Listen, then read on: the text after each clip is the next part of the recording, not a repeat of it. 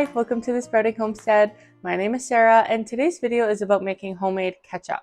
This is a safe and tested recipe, comes from the Ball Canning website, so we're going to be making and canning this. So it'll be shelf stable. You can pull it off the shelf and use it anytime you need. It's a great way to use up an abundance of tomatoes, which is what I have right now. And I only have 1 jar of ketchup left on my shelf. And we are coming into spring and summer where I find we use a lot more ketchup when we're grilling, we're barbecuing, we're having dinners over the fire. So let's get some ketchup made from these tomatoes, get it on the shelf, and I'll show you exactly how I do that.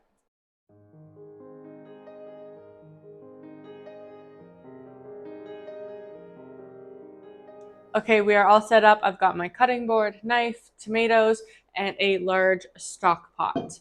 So we're just gonna go through and core the tomatoes, cut them in half, and get them in the pot.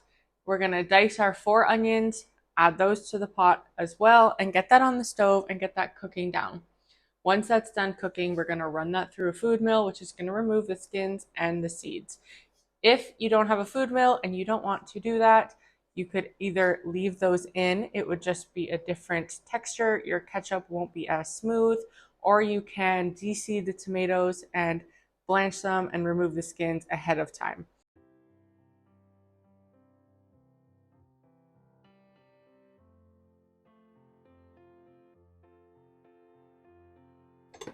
So we're just going through and cutting out the core of our tomatoes, and I'm saving all of these to give to my chickens. And we're gonna cut, it says to cut them in half, but just to speed things up, I'm gonna cut mine into quarters and we're gonna pop those right into that pot.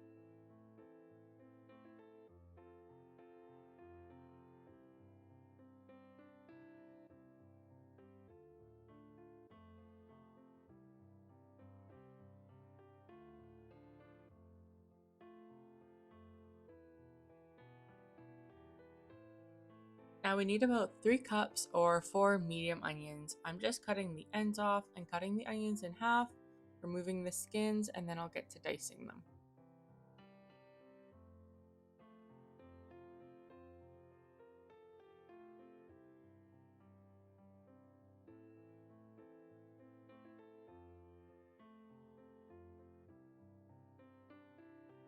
When I'm dicing these onions, I'm not really caring that much about it being perfect.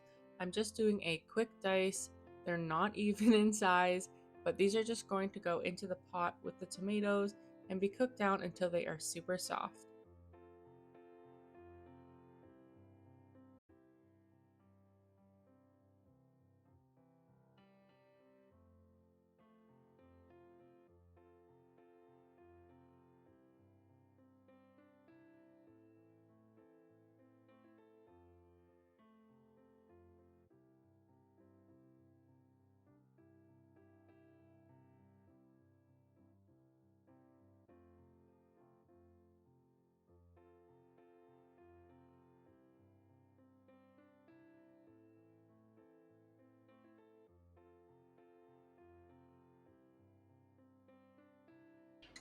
You're definitely going to want a very large pot for this. If you don't have a big pot, you could separate this into 2 smaller pots, but one is definitely going to make it a bit easier.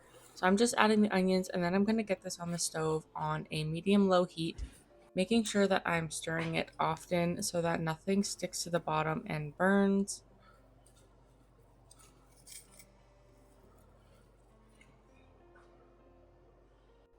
This has started to cook down. It's been going for about 30 minutes, 45 minutes, so I'm just giving it a little bit of a stir. The tomato juices are starting to come out, so it's getting a little bit easier to work with. In the meantime, I'm going to start measuring out my other ingredients so they are ready when I need them.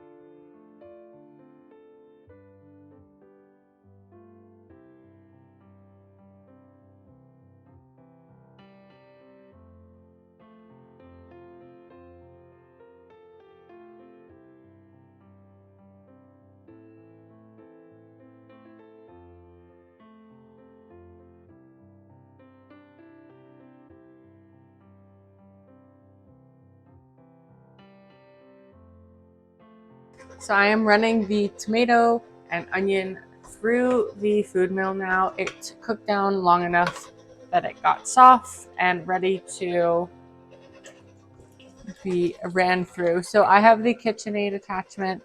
The skins and the seeds come out this end, and the liquid separates out into this bowl. So I'm just adding it to the top, and it separates it out for me. This works really good for applesauce too. You can also use a hand crank one if you don't have the KitchenAid attachment, but I find that this speeds things up a little bit and it does a little bit of a better job separating everything.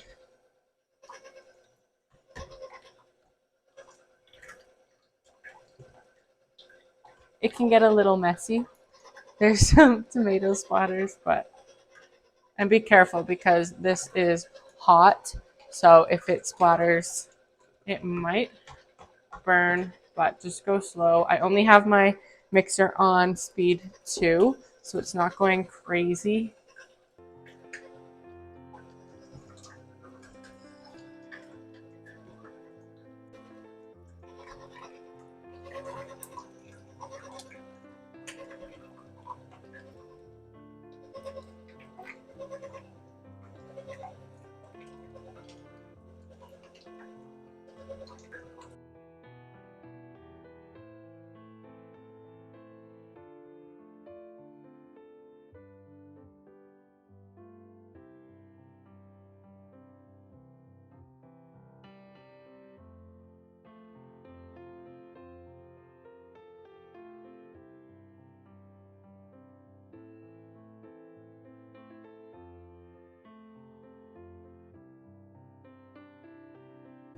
Okay, our ketchup went through the food mill. It is nice and smooth, and I got it all in this pot. Now we're gonna add all the rest of the ingredients and get it on the stove. So I've already measured out my spices, which is clove, cayenne, and allspice. So I'm gonna add that. And then our 3 cups of sugar and a 1/4 cup of salt. And I know it seems like a lot of sugar, but for the amount of ketchup this makes, it's not that much. You can probably lower it if you like, but I think this works well because the tomatoes are going to be a little bit acidic. So then you're going to also add vinegar, 6 cups of vinegar, and that sugar is going to help counteract some of this acidity as well. So we have 3 cups of white vinegar and 3 cups of apple cider vinegar.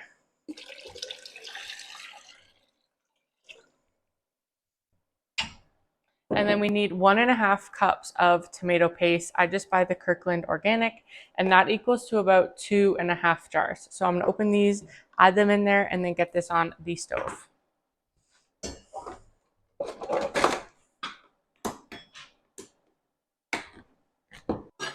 Okay, everything is in our pot, and I'm just gonna give it a stir, and then I'm gonna put it on low. You're gonna wanna make sure that you're stirring this every once in a while so that it does not burn on the bottom, but you wanna get this to a nice thick ketchup consistency.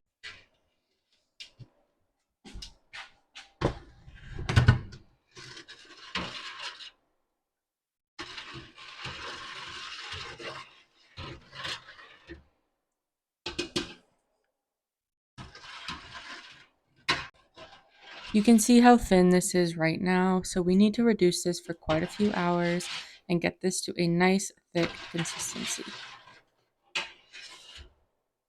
It's really nice out, and I thought I would go and bring the chickens the ends of the tomatoes we cut off, say hi to Ginger Snap, and then I'm gonna go back inside and finish all of the dishes while that sauce thickens up.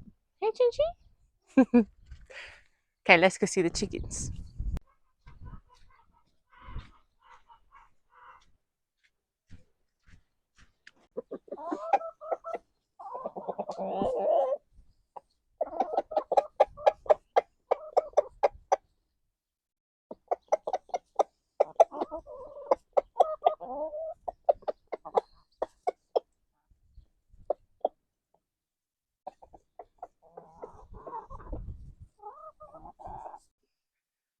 Hi, girly.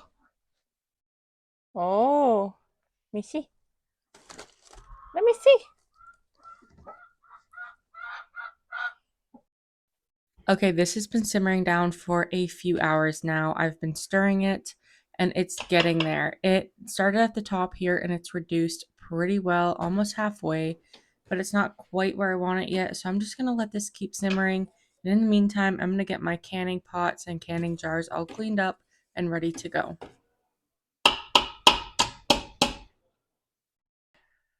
Okay, our ketchup is ready. It has been simmering for quite a few hours, actually. It took a while for this to reduce down, but it's at the texture that I like, and it's ready to go. I have 2 pots behind me with racks and water in them, ready to be filled with jars. So we're gonna get these jars filled. Now I'm using pint jars and some half pint jars, along with these little jars here. I really like these for gifting. So I have always a few of those on hand.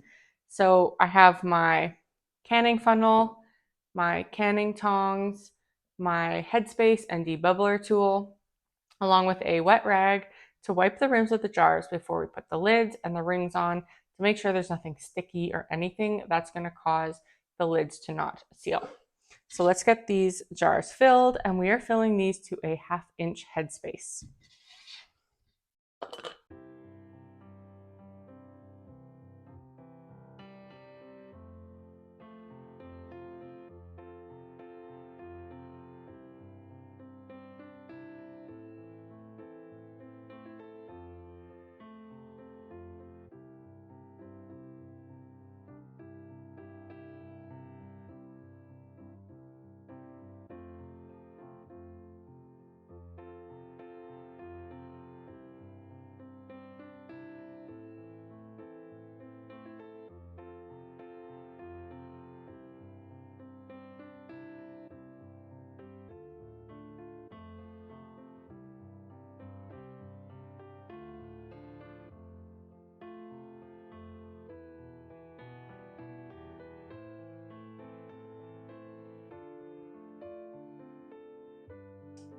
If you have one of these headspace debubbler tools, it's going to show you exactly how much headspace is in your jar. And for these, we're going for 1/2 inch headspace. Every recipe is different, so make sure you double check that. If you don't have one of these, you can also go off of the lines on your jar. And on these, the second line is 1/2 inch. You're going to put it in at the 1/2 inch, and that is just touching the top of the sauce. So that one is good. If you have too much, you can just take a little bit out and make it the proper headspace. Using the other end of your bubbler tool, you can go through and just give them a little bit of a stir to release any air bubbles that are in the jars before putting the lids on. I'm just going through using my wet rag and wiping the rims of these jars. If there was any ketchup that spilled while I was filling them and I put a lid on there, it would probably not seal, and we do not want that. We want to make sure that all of our jars seal, so I'm just wiping them down, making sure they're nice and clean. Our jars are filled, it has the correct headspace, the rims are wiped, and then we're gonna put our lids on and then screw our rings on. When I'm canning, I always make sure to use new lids each time. You can reuse the rings, but I like to make sure the lids are new. I know that there's a lot of rebel canning going around where you can reuse the lid or reuse store-bought jars, but I like to keep it really safe with canning using trusted recipes and proper methods.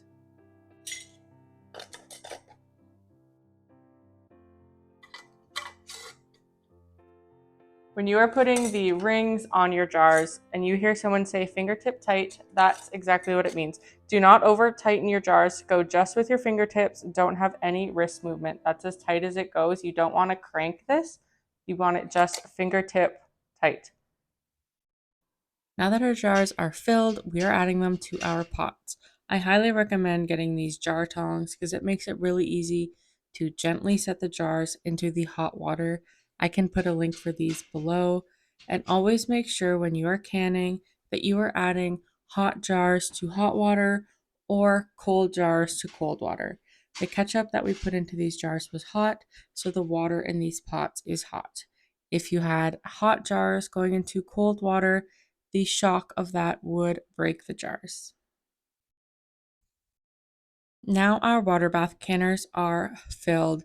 When you're doing water bath canning, always make sure that the water in your pot is covering the top of your jars by at least an inch of water. And we are going to cover these with a lid.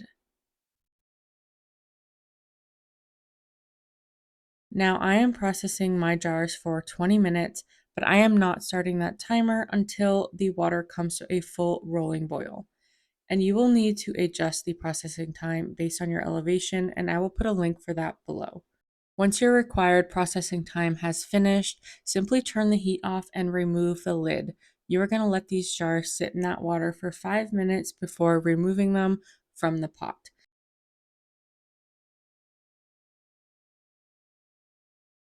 I removed my lid and I let this sit in the water for 5 minutes, and now we're going to take the jars out and put them on a towel.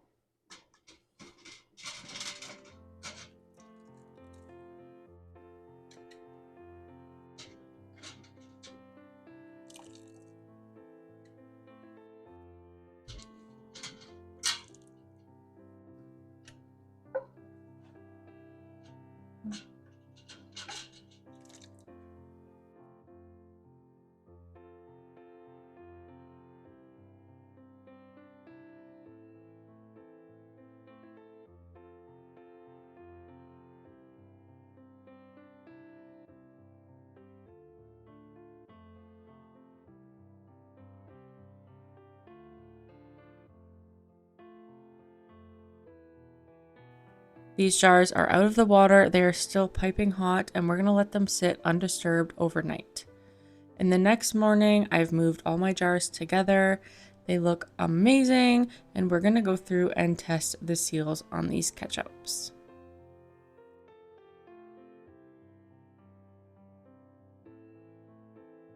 So this is a slightly controversial topic in the canning community, but this is something that I always do.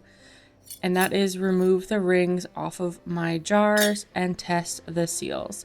You should be able to hold your jar from the lid and it not budge at all.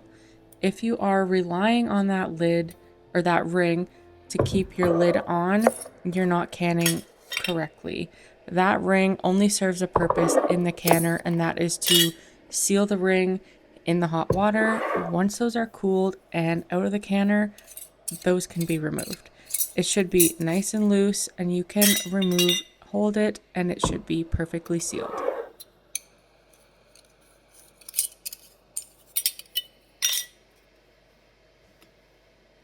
If you had a false seal and these sat on the shelf, keeping that ring on tight could cause that lid to reseal itself, and then you could get incredibly sick because you had no idea that your lid actually failed. So I like to remove the lids. I'm going to write what it is and the date on them, and then get these put on my shelf.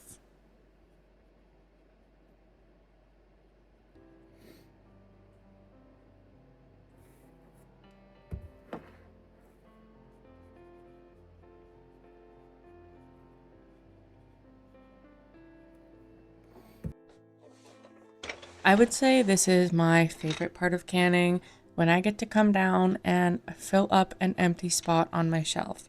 I had one sad jar of ketchup left before I finished this project, and I was so sad to even use it because I knew it was my last one. But now I have tons of ketchup to use for the upcoming grilling and barbecue season that I am super excited for. So thank you so much for watching. I really appreciate it. I'll see you next time. Bye guys.